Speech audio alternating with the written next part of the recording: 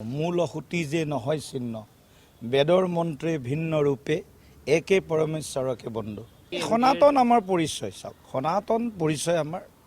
ইয়াৰ ঠাল ঠেঙুলি উপাসনা পদ্ধতি বিভিন্ন হ'ব পাৰে, যদিও উপাসনা পন্থ ভিন্ন। মূল অসুতি যে নহয় চিহ্ন বেদৰ মন্ত্ৰে ভিন্ন ৰূপে একে পৰমেশ্বৰকে বন্ধু।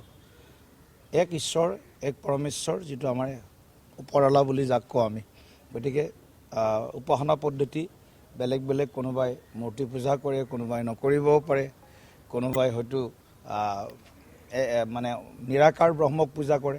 গতিকে আচলতে মূল সুঁতিটোৱে সনাতনে। গতিকে সকলো সনাতনী, আৰু আপোনালোকে 102জন যদি আজিৰ দিনত যদি বিধায়কৰ যদি পৰিসংখ্যা চায়, 101জন বিধায়ক সনাতনী, আমাৰ মূল হিন্দু ধৰ্মৰ লগত তেওঁলোক জড়িত।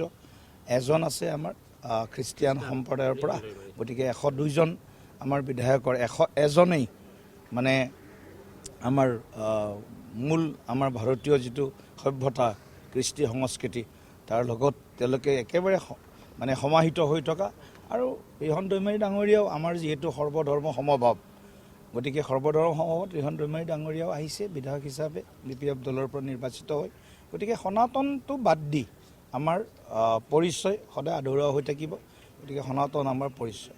এই জয় ৰাইজৰ জয়, উন্নয়নৰ জয়, আই মাতৃৰ অসমীয়াৰ সুৰক্ষাৰ জয়।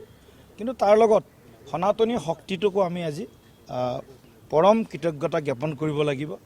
সনাতনী আমাৰ ভাই ভনীসকলে যি ধৰণে এইবাৰ ভোটদান কৰিছে, ব্যাপক হাৰত যি ধৰণে ভোটদান কৰিছে, আপুনি যদি গোটেই পৰিসংখ্যাটো যায়, তেতিয়াহ'লে NDA হিচাপে আমি প্ৰায় 50% ভোট লাভ কৰিছোঁ।